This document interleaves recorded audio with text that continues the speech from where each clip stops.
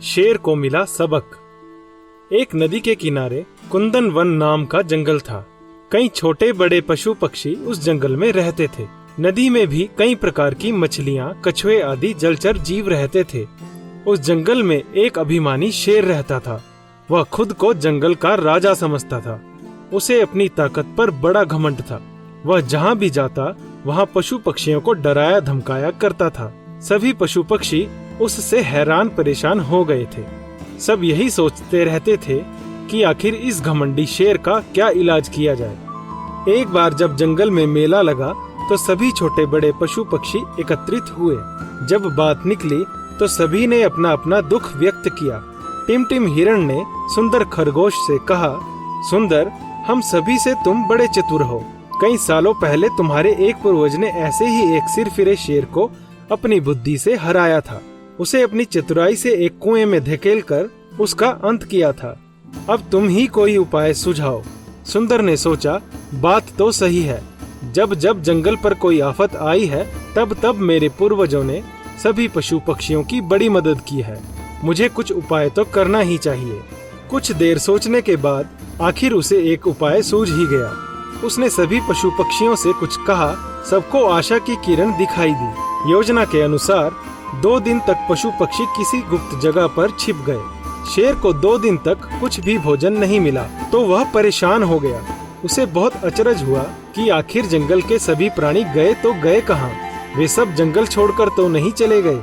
फिर कुछ समय घमंडी शेर अपनी भूख भूलकर यह सोचकर खुश होने लगा कि आखिर जंगल के राजा यानी मुझसे सब कितना डरते हैं। बाद में भूख सहन न होने की वजह से वह नदी किनारे गया। सोचने लगा, चलो थोड़ा पानी ही पी लिया जाए।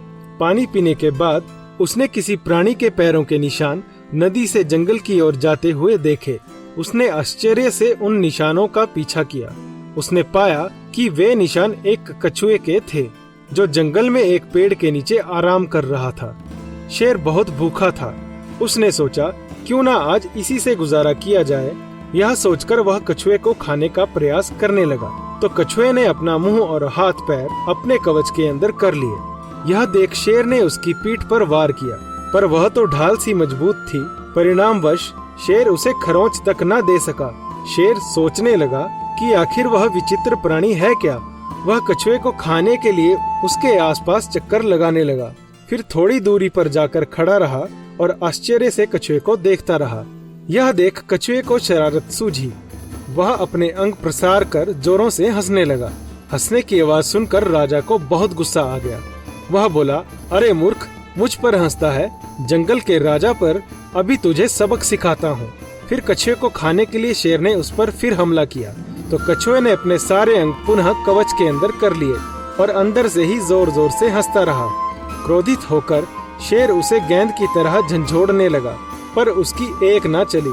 योजना अनुसार कछुआ उसे चिढ़ाने के लिए गाने लगा, शेर मुझसे हार गया, शेर मुझसे हार गया।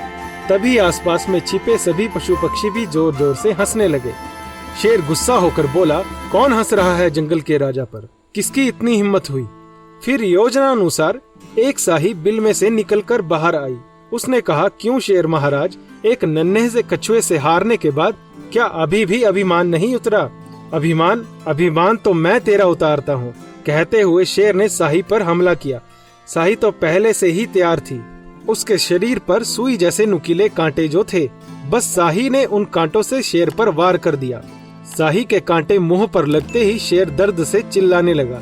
ये सब देख पशु पक्षी खुशी से चिल्लाने लगे। घमंडी शेर का घमंड अभी भी नहीं उतरा था।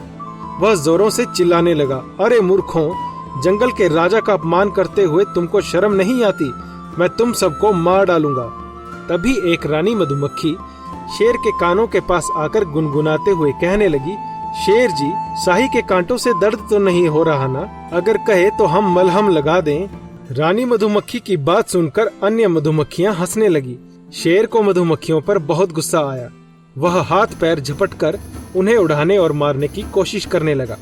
मधुमक्खियों के झुंड ने शेर पर हमला कर दिया। उन्होंने शेर के शरीर पर जगह जगह डंक मारने शुरू कर दिए। शेर तो दर्द के मारे कूदने दौड़ने ही लग गया। अब सभी पशु पक्षी छिपने की जगह से निकलकर उसके सामने आ गए। जिसने यह योजना बनाई थी वह सुंदर खरगोश आकर बोला, क्यों शेर महाराज, राजा होकर अन्य छोटे पशु पक्षियों का मुकाबला नहीं कर सकते हो क्या? अगर अब भी दम बाकी है तो हमसे भी तो लड़कर दिखाओ। सुंदर खरगोश की बात सुनकर सभी पशु पक्षियां तालियां बजाने लगे। सबको लगा कि इस घटना से शेर कुछ सबक तो सीख ही गया होगा, पर ऐसा नहीं हुआ। वह तो चिल्लाने लगा, अच्छा तो सुंदर, यह सब तुम्हारी योजना थी?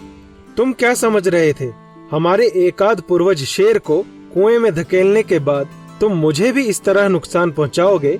मैं तुम्हें और तुम्हारा साथ देने वाले इन सभी जानवरों को आज मार ही डालूंगा। फिर शेर ने जोरों से गर्जना की। उसकी दहाड़ सुनकर सभी पंछी उड़ गए। नन्हे पशुओं में भी भाग दौड़ मच गई। ऐसा लगता था कि आज वह शेर गुस्से में सभी जानवरों को मार ही डालेगा। लेकिन शेर पर सवा शेर तो मिलकर ही रहता है। शेर का सामना करने के लिए योजना के अनुसार सोनू हाथी आ पहुंचा। सोनू हाथी को देखकर शेर ने उस पर हमला करना चाहा, पर सोनू हाथी ने अपने बल से उसे परास्त कर दिया। उसे सूंड में उठाकर ऐसी पटखनी दी कि उसकी हड्डी पसली एक हो गई। सोनू हाथी ने कहा, घमंडी शेर, अब तो तुझे पता चल ही गया होगा कि जंगल का असली राजा कौन है। थोड़ी अक्ल बाकी हो तो सुधर जाओ। फिर शेर जान बचाने के लिए दुम दबाकर जंगल की दूसरी ओर भाग गया। उसे पता चल गया था कि कभी कभी छोटे पशु पक्षियों का सामना भी बल से नहीं किया जा सकता, इसलिए अपने बल पर व्यर्थ अभिमान नहीं करना चाहिए। एकता और बुद्धि बल के आगे शारीरिक बल हार जाता है। सभी पशु पक्षियों ने सुंदर खरगोश को शाबाशी दी और हंसी खुशी जंगल में रहने लगे। इस घटना के बाद शेर भी सुधर गया। इसी तरह शिक्षाप्रद कहानियाँ सुनने के लिए आप हमारे चैनल को सब्सक्राइब करें और बेल आइकन जरूर दबाएं।